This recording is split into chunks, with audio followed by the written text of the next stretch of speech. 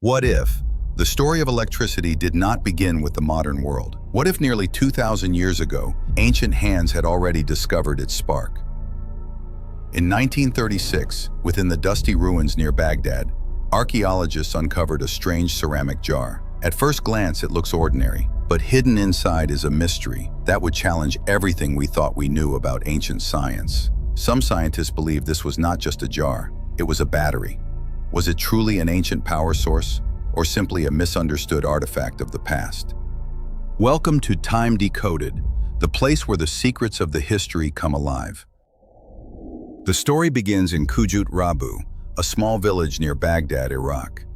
It was the year 1936. A team of German archaeologists under the supervision of Wilhelm Koenig was excavating ancient ruins dating back to the Parthian period, around 200 BCE. Among the artifacts, there was a set of small clay jars, about 15 centimeters tall, buried deep beneath the sands of Mesopotamia. At first, the jars did not seem unusual, but when researchers opened one, they discovered a copper cylinder sealed with asphalt, a thin iron rod inserted inside, and traces of an unknown acidic residue. To the untrained eye, it might look like scraps of metal stuck inside a pot, but to anyone familiar with electrochemistry, this arrangement looks surprisingly familiar. According to the scientists, when two different metals are placed in an acidic solution, a chemical reaction occurs. Electrons flow from one metal to the other, generating a small electric current. In modern terms, this is called a galvanic cell, the basic building block of every battery. In the Baghdad jar, the copper cylinder would act as the cathode, the iron rod as the anode, and if an acidic liquid such as vinegar, lemon juice, or grape juice were poured inside, the result would be electricity. In 1938, Wilhelm Koenig proposed that the jars could have been used to generate electricity. At first, many dismissed the idea as impossible. How could a 2,000-year-old civilization know anything about electricity? In the German State Museum, researchers replicated the jars using the same materials: a clay pot, a copper cylinder, and an iron rod. Then they filled the replica with vinegar or lemon juice, and then came the surprise. The replica actually produced electricity about 0.8 to 1 volt per jar. Not much, but enough to power a small device or create a mild electric shock. Later experiments by Smithsonian researchers and British scientists confirmed the same results. These little jars work, and this discovery only deepened the mystery. If the jars could really produce electricity, then what were they used for? For decades, scholars have debated the answer. Some theories are practical, some symbolic, and some challenge everything we thought we knew about the ancient world. Let's dive into the most debated possibilities. Some researchers believe the Baghdad Battery was used for electroplating, the process of coating jewelry or artifacts in a thin layer of gold or silver.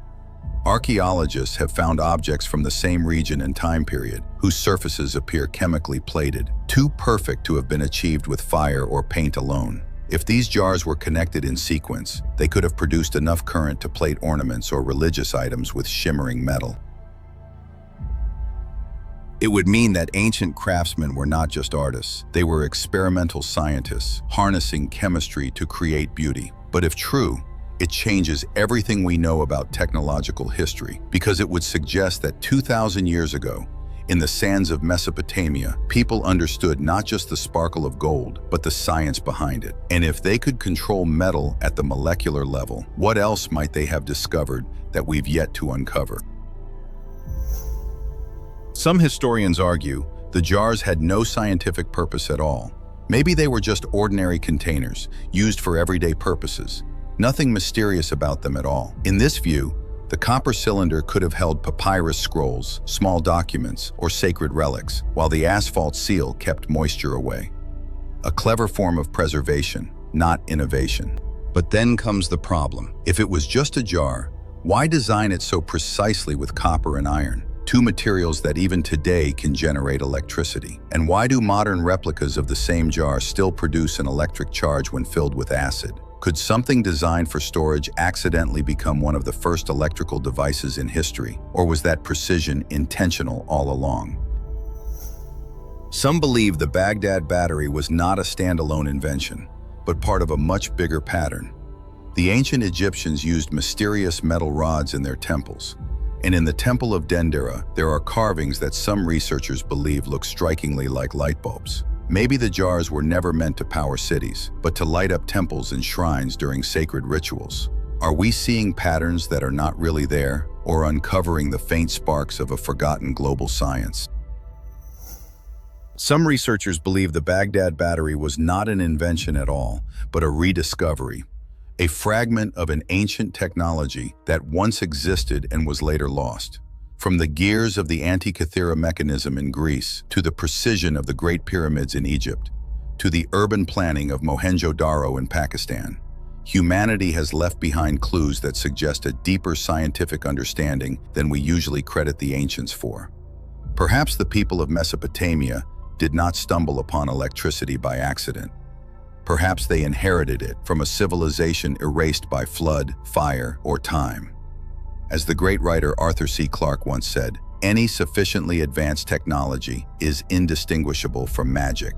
Maybe what we now call mystery was simply science too advanced for its era. If the Baghdad Battery truly came from a lost age of innovation, then every artifact we unearth could be more than a relic. It could be a surviving page from a much older, forgotten book of human knowledge. And if that's true, how much of our past is still waiting to be rediscovered?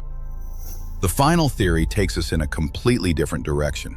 Some scholars suggest the Baghdad Battery was not about science at all, but about faith.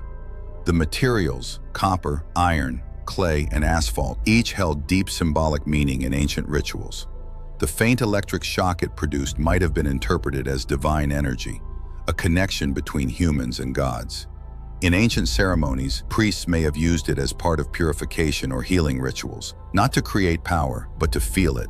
The idea of energy flowing through the body was not new to ancient philosophy. Perhaps this jar was meant to represent that same invisible force, life itself. But if it was only ritual, why design it with such technical perfection, with materials that still generate a spark 2,000 years later? For every discovery that fascinates the world, there are always voices that question it.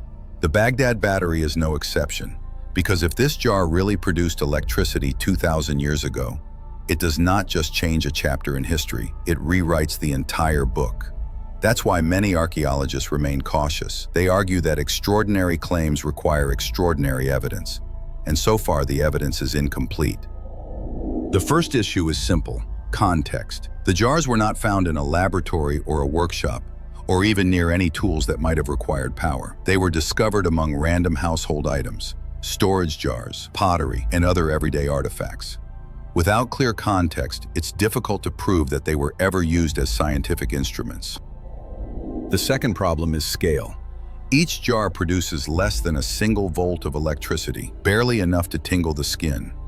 To generate a meaningful charge, dozens of jars would need to be connected together in a sequence. But no traces of such setups, no connecting wires, rods, or devices have ever been found.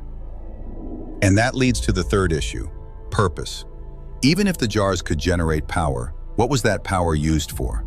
There's no record of electric lighting, no electroplated factories, no written mention of energy or current in any known Mesopotamian texts. Without proof of use, the battery theory remains an interesting but unlikely guess. Now, let's imagine for a moment that the Baghdad Battery truly was a power source. What would this mean? It would suggest the ancients had a practical understanding of the principles of electricity. They may not have had words like voltage or electrons, but they could have harnessed natural reactions for specific purposes. This would push back the timeline of electrical experimentation by nearly 2,000 years, altering our entire narrative of technological progress.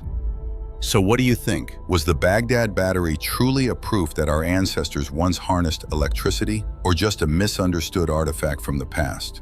But one thing is certain: if one small jar could survive 2,000 years beneath the sands, what other secrets are still waiting to be decoded?